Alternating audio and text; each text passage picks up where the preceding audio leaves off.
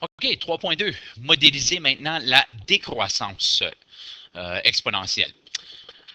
Juste un petit exemple ici, la plupart des voitures subissent une dépréciation avec le temps, c'est-à-dire qu'elles perdent de leur valeur. On peut modéliser la décroissance de la valeur d'une voiture, soit la dépréciation, par une multiplication répétée. Alors, c'est ce qu'on va voir maintenant. On part d'un chiffre, puis on va réduire ce chiffre. Avec la multiplication répétée par un nombre positif inférieur à 1, en d'autres mots une fraction, on obtient une régularité décroissante qu'on appelle la décroissance exponentielle. Alors, exemple 1. Si je mets 64 pièces de monnaie dans une bouteille d'eau et que je les agite, suite à ceci, je dépose toutes les pièces sur la table et je retire les pièces qui tombent face vers le haut. Je remets ensuite les pièces qui ont pile vers le haut dans la bouteille, puis je répète. Alors, théoriquement, la moitié des pièces de monnaie seraient retirées à chaque essai, car il y a seulement deux possibilités. Alors, ceci équivaut à multiplier une demi de façon répétée. Alors, à le numéro de l'essai, mais à le numéro de l'essai 0, j'en avais 64. Excusez, je ne sais pas comment écrire 64. Alors, j'en avais 64 au départ. Donc, le nombre de pièces qui reste, c'est 64. Mais une fois que je l'ai faite, je pense que vous allez voir qu'il va m'en rester 32, car la moitié, je les ai enlevés. Alors, ça, c'est pareil comme dire 64 fois une demi, qui est la même chose que dire 64, parenthèse, une demi, exposant 1. Lorsque je fais ceci une deuxième fois, bien, vous savez que je vais en perdre la moitié. Mais ça, c'est quoi? Mais c'est 64 fois une demi fois une demi ou 64 une demi exposant 2. Ainsi de suite. 64 fois une demi fois une demi fois une demi qui est égal à 64 fois une demi exposant 3. Dans ce cas ici, c'est 8.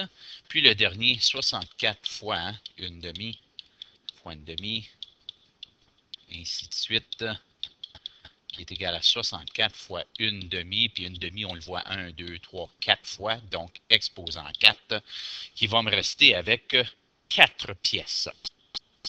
Alors, on observe une régularité dans la diminution du nombre de pièces de monnaie.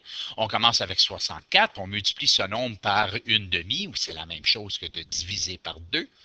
Par exemple, après 4 essais, il reste 64 fois une demi exposant 4. Donc, le nombre de pièces de monnaie qui reste après n essais est défini par l'équation suivante. Alors, vous voyez, c'est la même chose que la croissance exponentielle. Cependant, le facteur ici, c'est un nombre fractionnaire. Alors, voici le graphique et qu'est-ce que ça donne. À chaque essai, la courbe du graphique descend un peu moins rapidement, puisqu'il est impossible d'avoir un nombre d'essais égal à un nombre fractionnaire. Les points sont reliés par une courbe brisée. Alors, vous voyez ici, les valeurs pointillées ici ne sont pas possibles.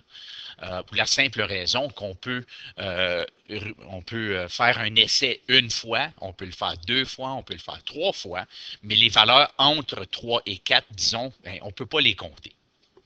Alors, pratique guidée. Alors, ici, on demande de déterminer les réponses suivantes, mais sans utiliser de décimales. Alors, on le sait qu'on pourrait mettre ça dans la calculatrice 0,5 exposant 3, puis ça donnerait un nombre décimal. Mais moi, je préfère qu'on le laisse en fraction. Alors, une demi exposant 3, c'est la même chose que de dire une demi fois une demi fois une demi, qui serait 1 exposant 3 sur 2 exposant 3. Alors, c'est ce qu'on voit ici. Puis 1 exposant 3, c'est 1 fois 1 fois 1 qui me donne 1. Puis 2 exposant 3, c'est 2 fois 2 fois 2 qui va me donner 8. Alors, une demi exposant 3, c'est 1 huitième. Alors, je vais faire la même chose ici. Ce serait 1 exposant 2 et 3 exposant 2 qui vont me donner 1 neuvième. Et le dernier ici, je vais me promener à cause que j'ai oublié de faire le calcul. Alors, 5 exposant 5, c'est 3125. Alors, ceci est 1 exposant 5 et 5 exposant 5. 1 exposant 5, c'est 1. Puis 5 exposant 5, c'est 3125. Alors, on demande ici de comparer l'équation d'une croissance exponentielle avec l'équation de la décroissance exponentielle. Alors ici, j'ai ma valeur initiale qui est 3. J'ai le facteur de croissance. Puis ensuite, j'ai le n représente le montant de temps ou le montant de fois qu'on va faire l'expérience. Ici, pour la décroissance, j'ai la valeur initiale, j'ai mon facteur de décroissance, puis tout ce que ça nous montre, c'est que c'est une fraction entre 0 et 1. Alors, une petite étoile ici, ces deux équations-là peuvent être représentées par celle-ci. L'équation y égale à AB exposant x modélise à la fois les cas de croissance et de décroissance exponentielle.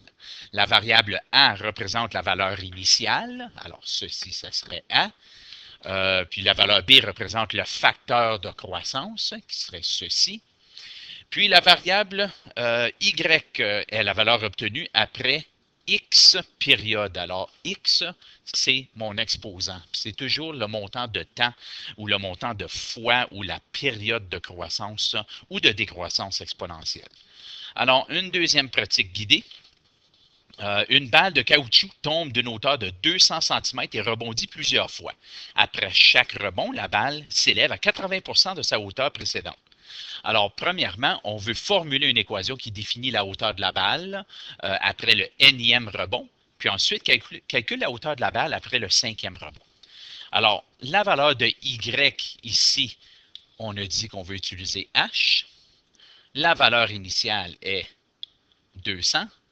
Le facteur de décroissance est 80%, puis on peut écrire ça 0,8, ou, si vous préférez, 80 sur 100. Puis n, ben, c'est n. Ça va rester comme ça. Alors, l'équation serait H est égal à la valeur initiale fois 0,8 exposant n. Et voilà, ça c'est A.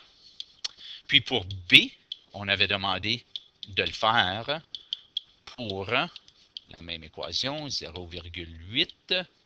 Pas bien beau ça, et voilà, je peux essayer de faire bien, oui, gardons ça. 0,8. Mais l'exposant ici, on voulait que ça soit 5. Alors, H